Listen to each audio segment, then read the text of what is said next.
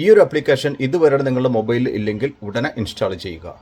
ഖത്തറിൽ റെസിഡൻസ് പെർമിറ്റുള്ള ഒരാളാണ് നിങ്ങളെങ്കിൽ ഈ ഒരു ആപ്ലിക്കേഷൻ നിങ്ങൾക്ക് പല കാര്യങ്ങൾക്കും ഉപകാരപ്പെടും.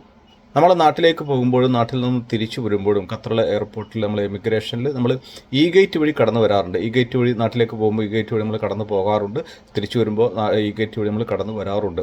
അത് പാസ്പോർട്ടോ ഖത്തർ ഐ ഡിയോ ഉപയോഗിച്ചിട്ടേക്കാണ് നമ്മൾ ഇത് ആക്സസ് നമുക്ക് കിട്ടാറ്.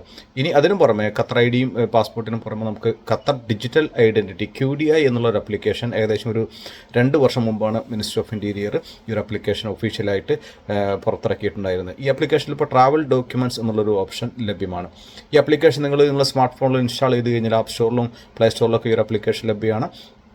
ഈ ആപ്ലിക്കേഷൻ നിങ്ങൾ ഇൻസ്റ്റാൾ ചെയ്ത് കഴിഞ്ഞാൽ ഇതിൽ ട്രാവൽ ഡോക്യുമെൻറ്റ്സ് എന്നുള്ള ഓപ്ഷൻ ഉണ്ട്. അത് ഓപ്ഷൻ എടുത്തു കഴിഞ്ഞാൽ ഇതിൽ നിങ്ങളുടെ ഫേഷ്യൽ റെക്കഗ്നീഷൻ ഇത് വെരിഫൈ ചെയ്ത് കഴിഞ്ഞാൽ നിങ്ങൾക്ക് ഈ ഗേറ്റിലൂടെ നിങ്ങൾക്ക് ആക്സസ് കിട്ടും. കടന്നു പോകാനും കടന്ന് വരാനും നമുക്ക് ആക്സസ് കിട്ടും.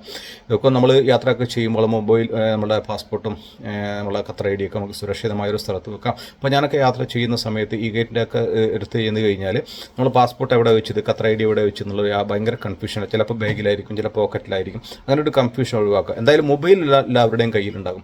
ആ മൊബൈൽ ഈ ഒരു ആപ്ലിക്കേഷൻ ഇൻസ്റ്റാൾ ചെയ്ത് കഴിഞ്ഞാൽ നമുക്ക് പാസ്പോർട്ടിനും ഖത്തർ ID ക്കും പുറമെ നമുക്ക് ഈ ഗേറ്റ് ആക്സസിന് വേണ്ടി ഈ ആപ്ലിക്കേഷൻ നമുക്ക് ഉപയോഗിക്കാവുന്നതാണ്.